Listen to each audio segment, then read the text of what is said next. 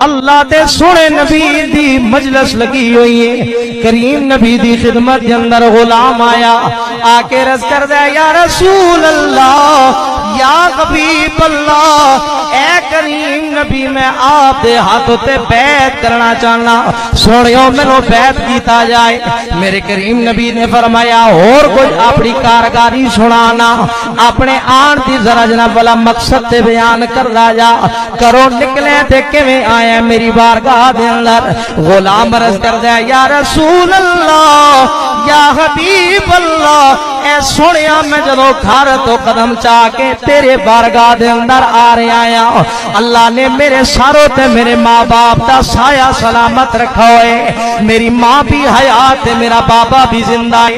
کملی والیا جدو میں اپنے گھر دے اندروں چل کے آیا یا رسول اللہ، میں اپنے ماں باپ نو روندا چھوڑ کے آیا، میرے ماں باپ رو رہے، میں سالت دے اندر انہوں چھوڑ کے آیا۔ ماں باپ دے قدر کرن والے بڑی توجہ دے نال سماعت کرنا، جنہاں دے ماں باپ حیات نے انہاں دی خدمت کر لے، انہاں کولوں دعاواں لے لو۔ میں او چنگا میوائی جس دا جناب والا میٹھا اللہ نے ثمرہ دنیا دے اندر بھی پیدا فرمایا ہے، بندے نو اجر آخرت دے اندر بھی عطا کردا ہے۔ سرکار دا غلام کہتا ہے سونیا کریم نبی میں اپنے ماں باپ نو رواندا چھوڑ کے آیا، کملی والیو میرا باپ رو رہے آیا، میری ماں روندی پئی، میں حالت دے اندر آیا۔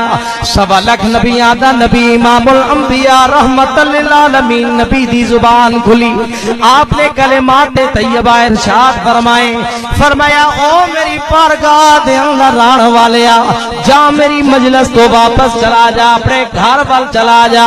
فرمایا فَأَضْحِكْهُمَا كَمَا أَبْكَيْتَهُمَا، فرمایا اپنے ماں باپ نو جویں روا کے آیا ایویں انہوں ہسا کے آ جا۔ ماں باپ دے چہرے تے مسکراہٹ آوے گی، رب کعبہ دی عزت و جلال دی قسم تیرے تے عرش دا رحمان بھی راضی ہوے گا، آمنہ دلال مدینے دا مصطفیٰ بھی راضی ہو جاوے گا۔ فرمایا تیرے تے میں نبیاں دا نبی بھی راضی ہو جاوے گا۔